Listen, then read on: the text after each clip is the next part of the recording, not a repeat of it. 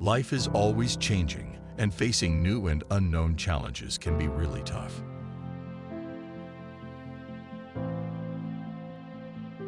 Opportunities are all around us, yet so often they go unnoticed.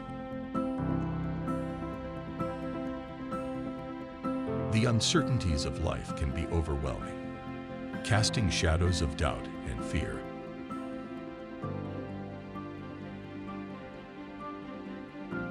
Things never stay the same, so we need to find ways to stay strong and keep our balance when life gets crazy.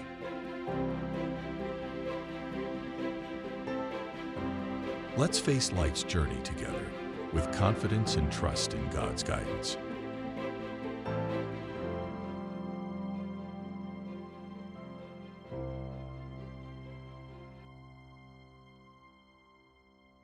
Magandang hapon sa ating lahat. Kanina konti lang uulan Buti gumanda yung panahon. Pero welcome sa atin. Maraming wala dahil malapit na yung biro nyo, in 2 months, less than 2024 na. Bilis. Ang topic natin for today ay future smart strategies. Ito yung mga topics na ayaw natin minsan pag-usapan, i-discuss kasi patungkol sa future dahil off-limits, hindi natin nakikita. Lalo na yung current events, Israel, Gaza, Yemen, India, Syria. Sana hindi lumawak. Ang hirap, no? In biblical times, mga ganung stories, mas malala pa. And yun nga, ang isa sa mga reasons kaya ayaw natin pag-usapan yung future. Kahit sa mga may idea na mga time travel movies. Kasi ayaw na namin mag-isip.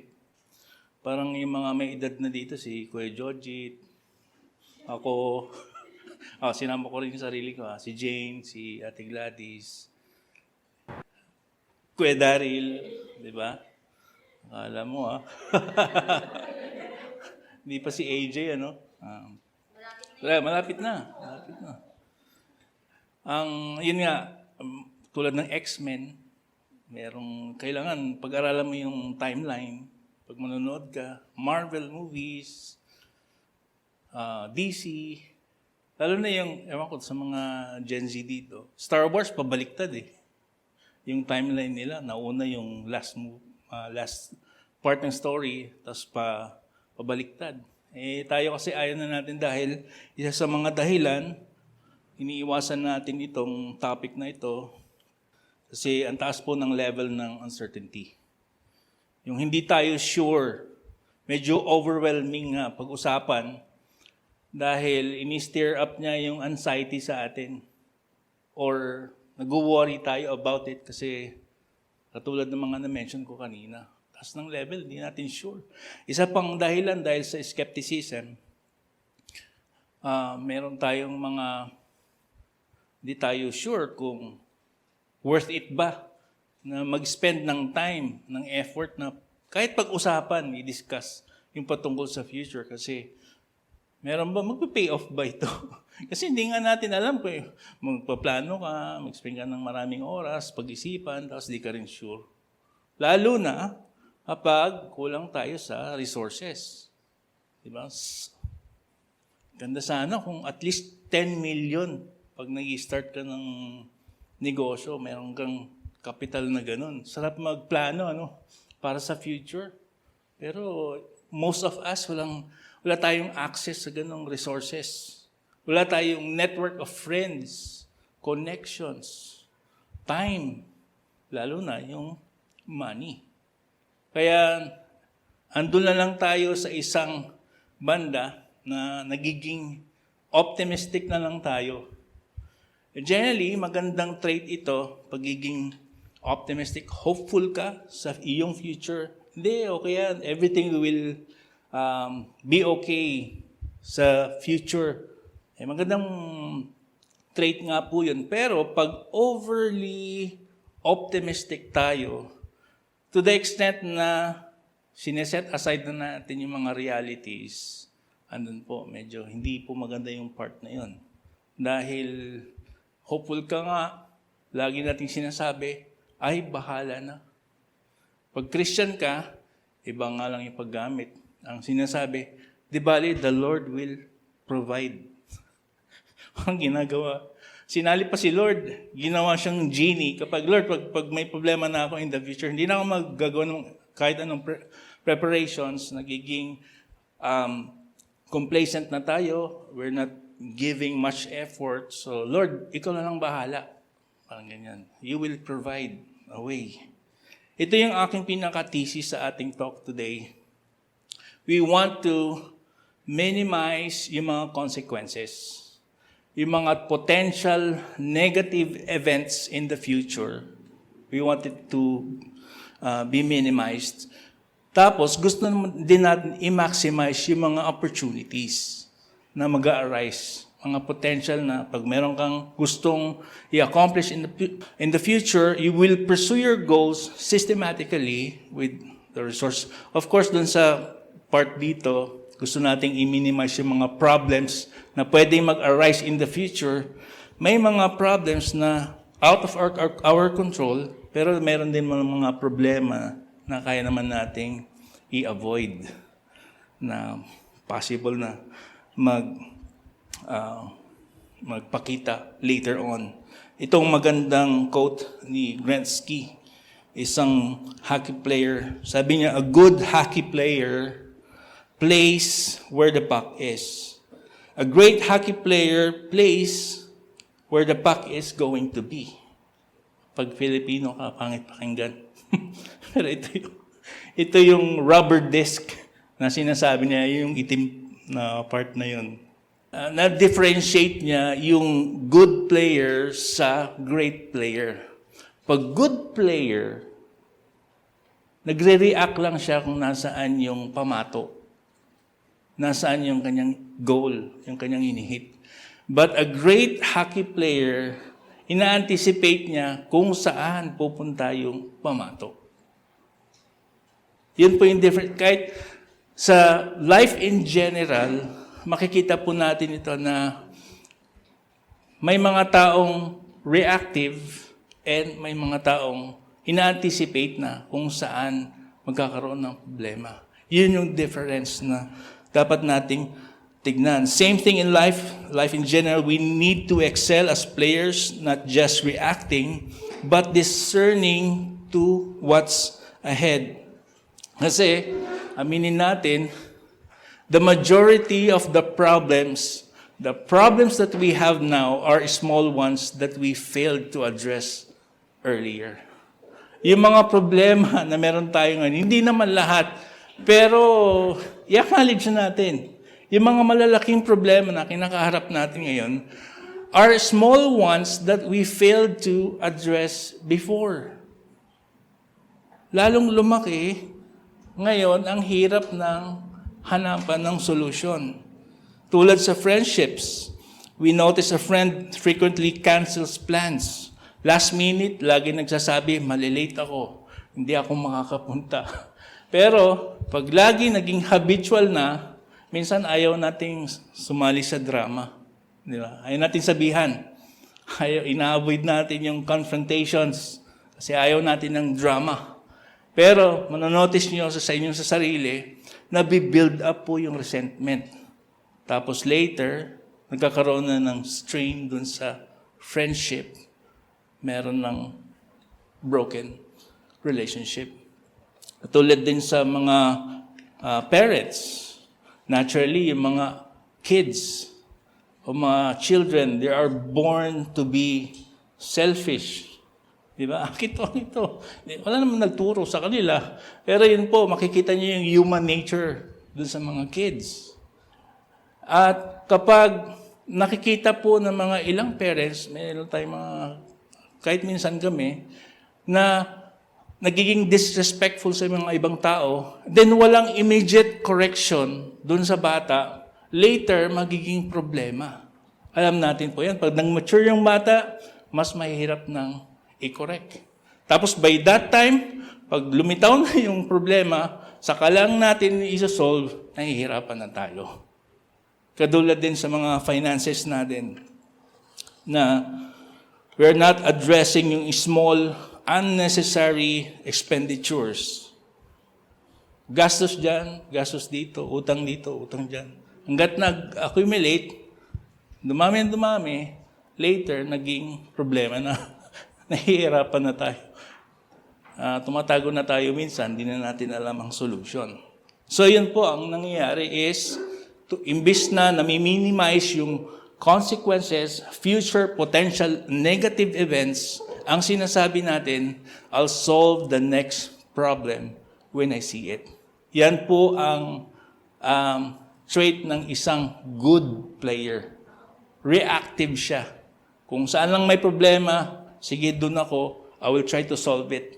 Pero if you're a great player, ang sasabihin mo, wala pang problema, I will solve it now before that problem becomes real.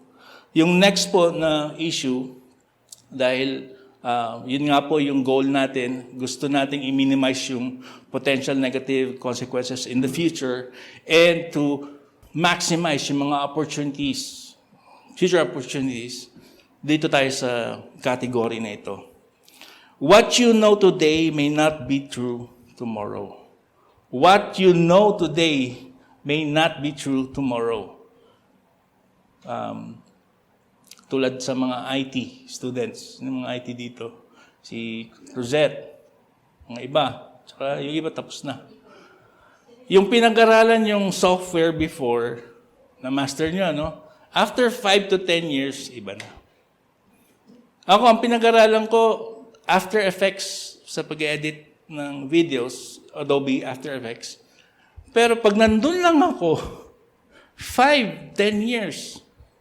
Tapos, parang sinasabi ko, nagiging parang expert na ako dahil ang tagal ko na dun eh. Siyempre, ang dami ko ng mga experiences.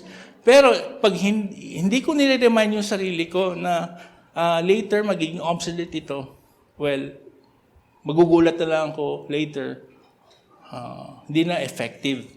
Just like Kodak, naging expert sila sa film photography. And nung 1980s, 1990s, nag-boom po sila.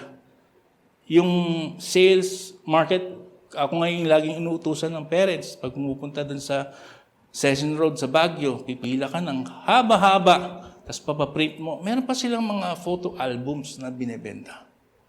Pero nung nagkaroon ng shift, nung late 1990s, pumunta na yung mga consumers doon sa digital photography, naging hesitant po sila na mag-i-embrace yung change. Ayaw nila magbago. Hindi, ito na talaga ang dapat gawin o bilhin ng mga consumers. Pero yung mga consumers, nagta-transition na to digital photography. 2012, nag-file sila ng bankruptcy. And then, after a year, just after 12 months, nag-decide sila, sige, punta na tayo dun sa digital photography. Wala na, it's too late. Ngayon, nasa na yung Kodak. Most sa inyo, hindi na alam kung nasa inyo ng Kodak. Nag-i-struggle po sila hanggang ngayon. Pero noon, kilalang-kilala sila.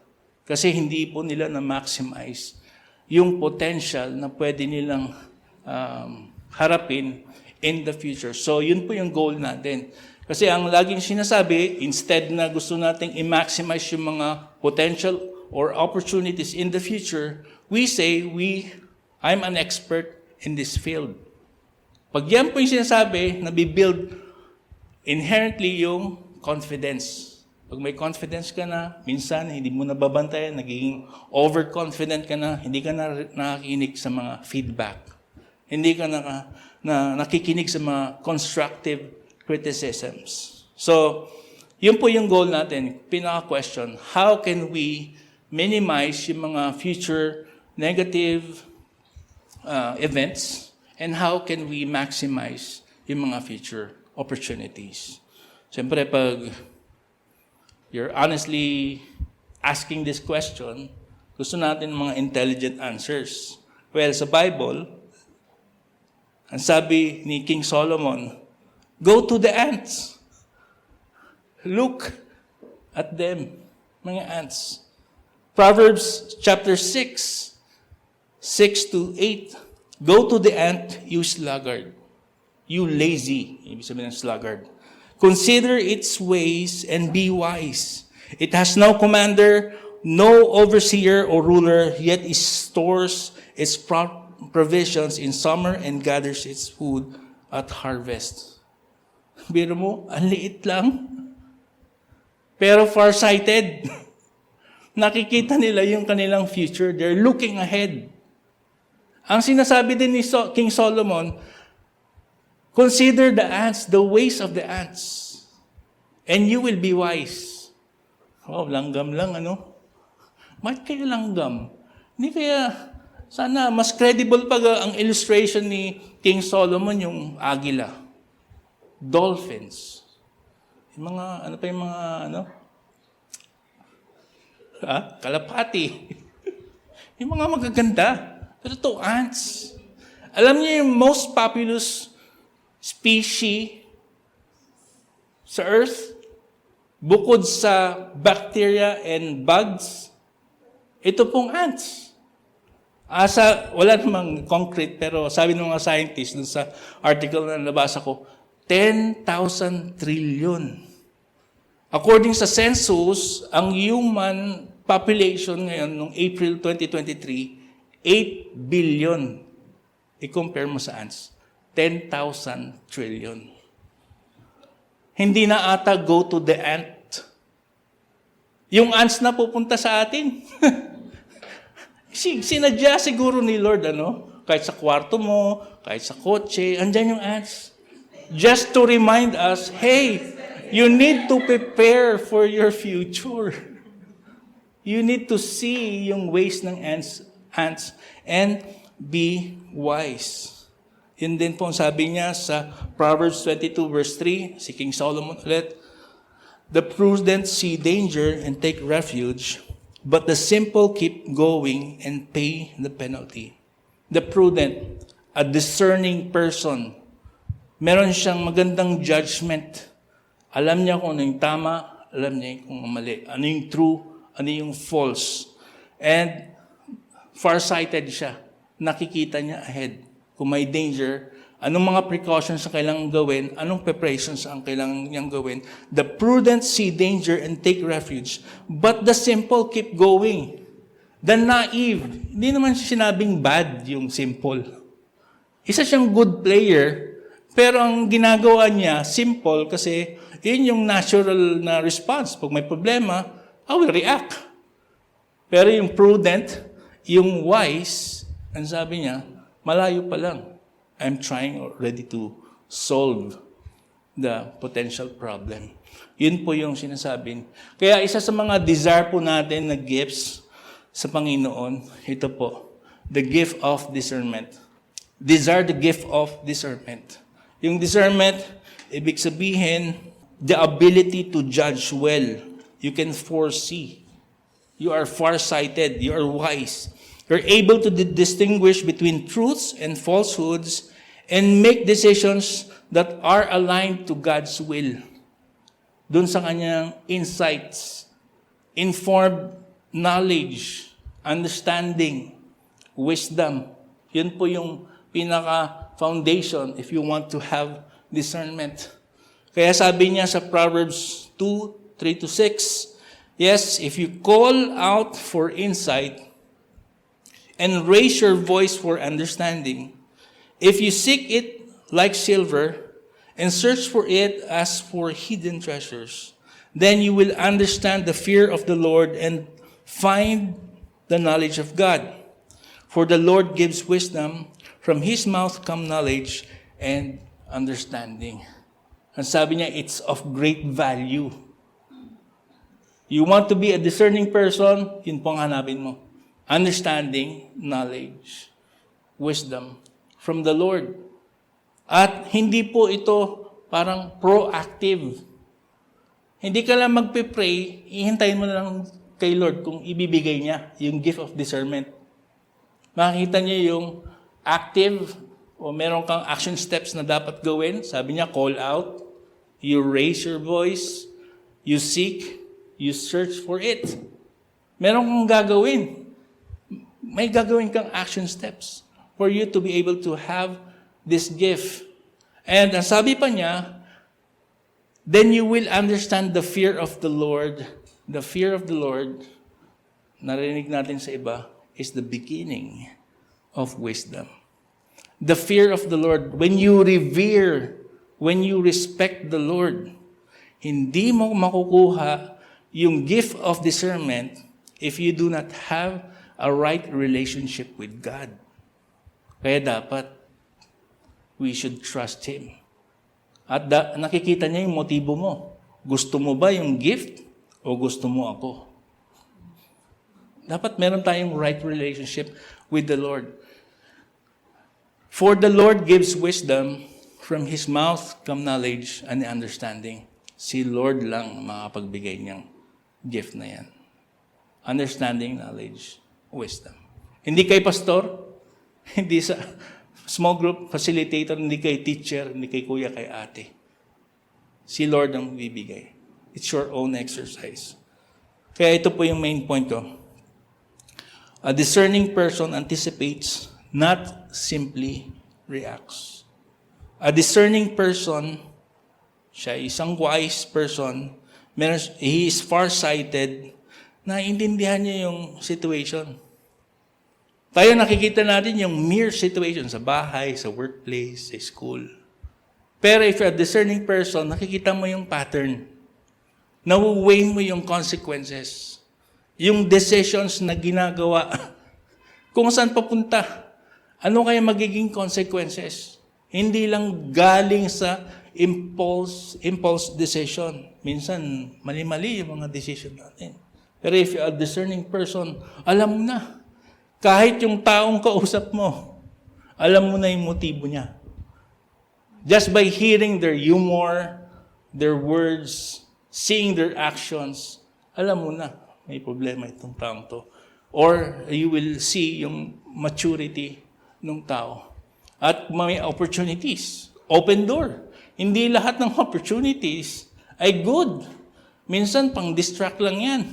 Pero you will not be able to see it if you do not have this gift of discernment. Kaya ito dapat yung hilingin natin kay Lord. Lord, ito ba yung client na ito? Okay ba ito? Di ba? Hindi lahat ng clients, baka madidistract ka lang. Lumayo ka doon sa, nawala ka ng alignment. Kaya kailangan po natin to. Para i-simplify po kung ano ibig sabihin ng a discerning at saka someone who simply reacts. Yung a reactive person says, I will solve problems when I see it. Pag lumitaw na yung problema, doon lang ako kikilos. Di naman masama, pero okay lang din. Pero a discerning person says, I will solve the potential problem before it becomes a real problem. Wala pang problema, kaya naman natin i-avoid. Di naman lahat, problema. Around 70%, I think. So ito po yung applications. Mag-share lang ng dalawang applications. We need to address issues while they're still manageable. Solve problems before they are big. Maliit pa lang, hanap na tayo ng mga solution bago pa man lumaki.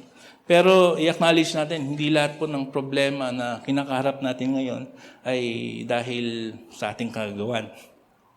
Di ba? May mga problems din naman, i-acknowledge natin na tayo din kasi yung part natin.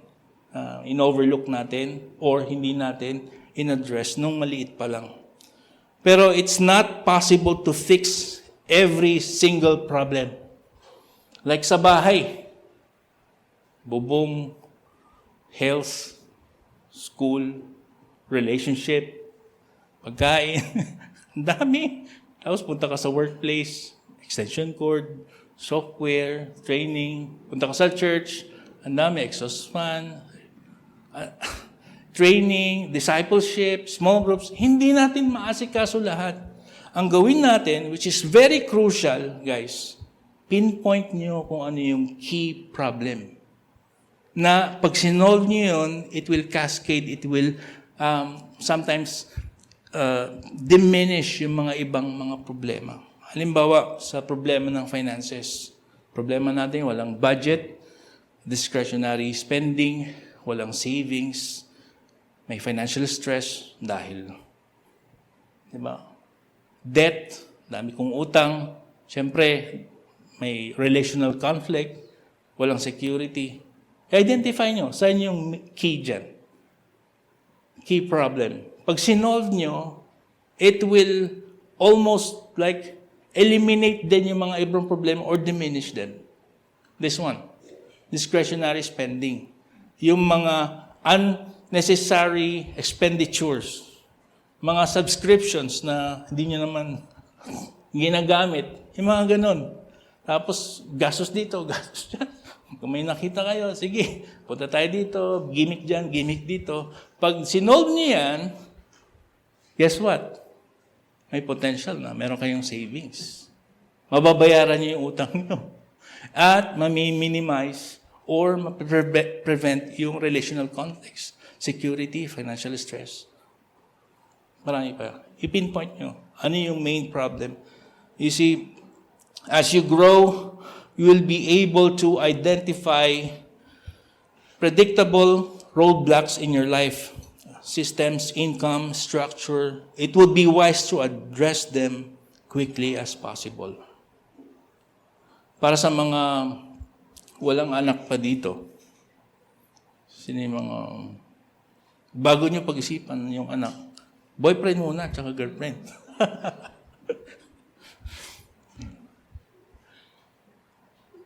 Pag meron na kayong isang anak, kaya pa, kasi may partnership eh, si Mr. tsaka si Mrs. Tulungan. Kung muna matutulog ngayon, ikaw naman mag-alaga, bukas ako naman. Di ba? Yung defense, 2 against 1. Pero later, i-anticipate nyo na. Magkakaroon kayo ng baka 2 anak. Anong gagawin nyo? At least, pwede pa. Parang 1-on-1 defense. Ikaw sa panganay, ako sa bunso. Di ba? Pero paano pag naging 3? Becomes crazier, guys. Nung unang anak pa lang namin ni Jane, nag-goodbye na yung aking buhok. Si Jane, nung pangatlong anak na, nagkaroon siya ng epilepsy. Nag-iba yung kanyang hormones. Tapos nag-advise yung doctors at 2. Sabi nila, kailangan ng tubal ligation. So, yun pa yung ginawa. Imagine kung 5 o 6 yung anak namin. Di ba? Siguro tutubo yung mga ibang buhok sa ibang parts ng katawan. Hindi doon. Pero ang point ko is, dapat i-anticipate nyo na. Ganon din sa workplace. Nung nag-start po kami, 3 lang kami. Tapos nung training, yung focus nandoon. Pero nung we added another one sa business, hindi ko na mabigay yung parehas na treatment. Iba nang titrain na yung mga kasama niya. So ganun din. Paano pag lumaki pa yung company? Dapat, ina-anticipate ko na. I'm looking forward. Ganun din dapat. I-address ko na yung issues while they're still manageable. Ganun din sa church natin. Kaya wala pa sa radar namin ang mag-boost sa pag-invite invitations, but we are really grateful na excited kami pag may nakakita kami mga new faces. Kaya lang, wala pa yun sa radar namin. Wala sa radar namin na dapat dumami tayo agad. Hindi, kailangan isolve muna natin yung mga maliliit na problema. Kasi I believe sa mga entities, organizations, yung church ang dapat super organized. Bakit? Church yan eh. May parehas tayo na values na pinag-uusapan, katulad nito.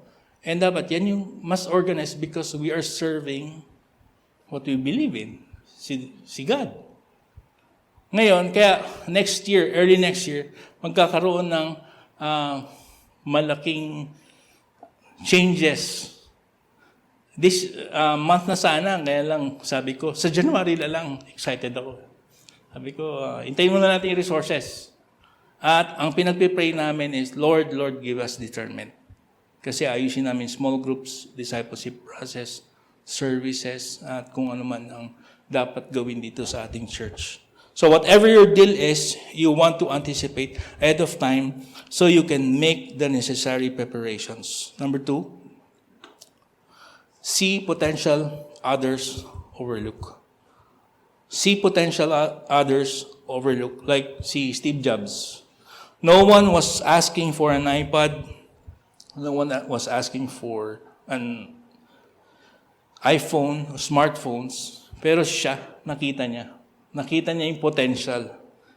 And Steve Jobs started meeting some needs that people didn't even know that they had.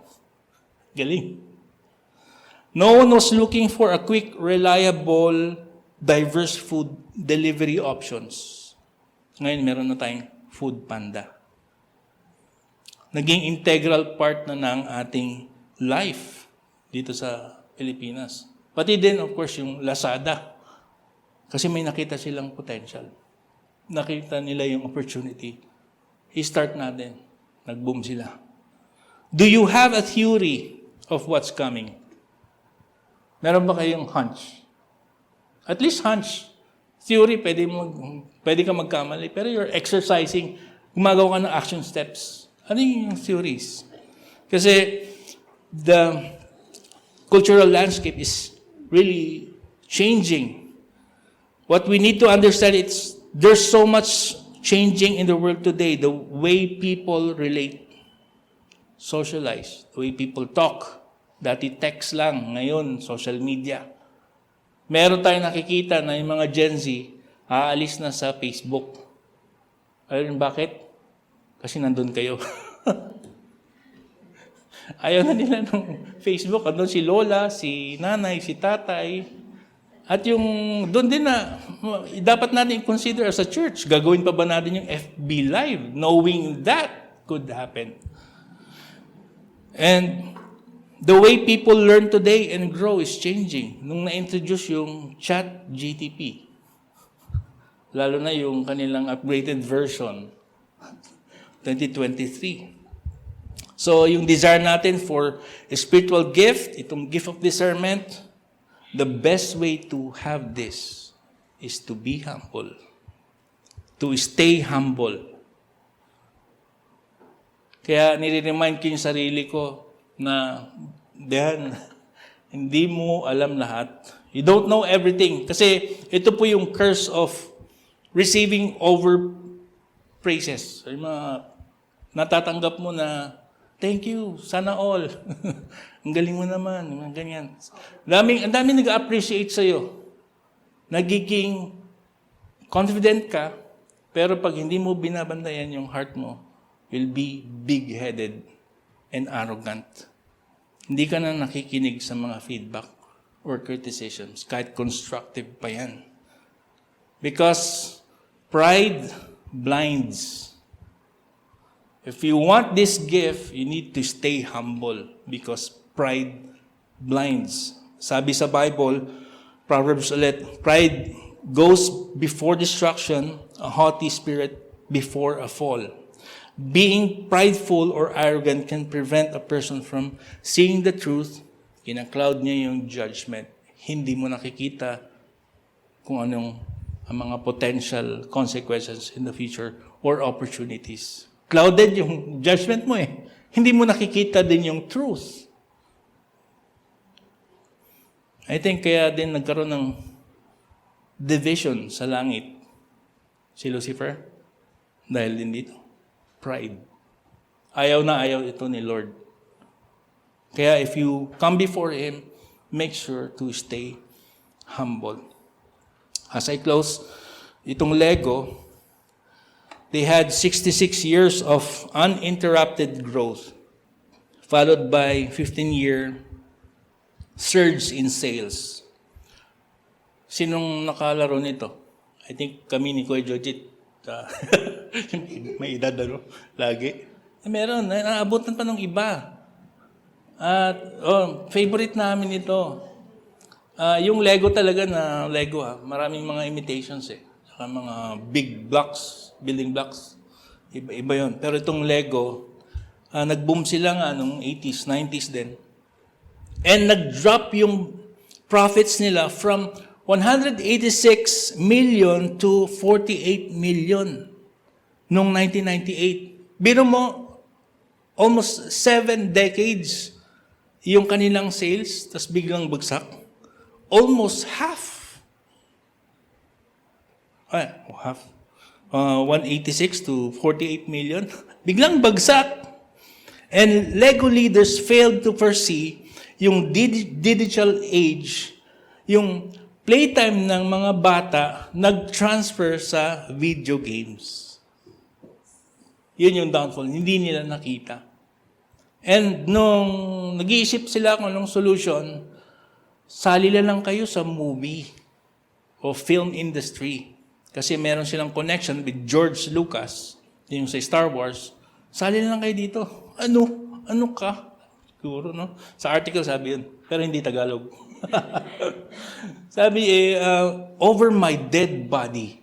Yun yung sabi niya. Kasi ang dami sigurong sacrifices na binuhos. Mga methodology na kanilang na-develop. Tapos lilipat lang doon sa film industry. Pero nung lumipat sila doon, in-encourage sila, paggawaan din ng Lego.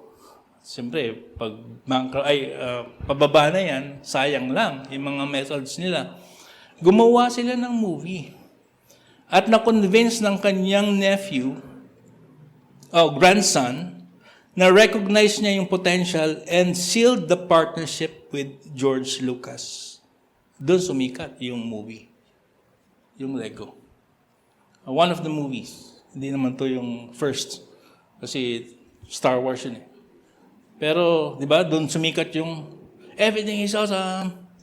Yung kanta na yon. Tama ba? Everything is awesome? Yeah. Doon sumikat. Yung phrase na yun. Galing doon. Kasi, hindi sila nag-hesitate to change. Naging humble sila. Although may part na naging prideful, pero later on, naging open-hearted sila. Nakita nila yung potential. That's why. So, yun yung mga lessons po nito. And as we close, gusto lang i-rewind dito for us to be able to minimize yung mga potential negative events later and to maximize yung mga future opportunities. A discerning person anticipates, not simply reacts. Titignan nyo, foresee. Be farsighted, be wise. Hilingin nyo kay Lord itong gift na to. Desire yung gift of discernment. Ito yung mga 2 questions na gustong ibigay sa atin para yung mag-meditate tayo dun sa napag-aralan natin today. What future problems can you solve early? What future problems can you solve early? What theories do you have about the future? What are you going to do about them? Tayo natin. Let's close in prayer. Maganda rin Nire-remind ko yung sarili ko. I don't know everything. Sabihin nyo nga rin sa katabi mo, you don't know everything. Stay humble. Yeah, let's pray together. Heavenly Father, I'm truly grateful, Lord, for this time. Salamat po sa insight. Para sa iba, new insight po ito. And itong gift of discernment, Lord, we would like to have it. Teach us, Lord, to make those action steps, Lord, para ma-acquire namin from you. Thank you, Lord, na binigyan niyo kaming chance to have that right relationship with you, that if we could put our faith and confidence in your Son, Jesus Christ, we'll have a right relationship. Salamat, Panginoon, for this. And please give us that wisdom para ma-i-apply po namin ito na hindi lang namin narinig today, but to apply it in our lives. Salamat po, Panginoon. In Jesus' name we pray. Amen.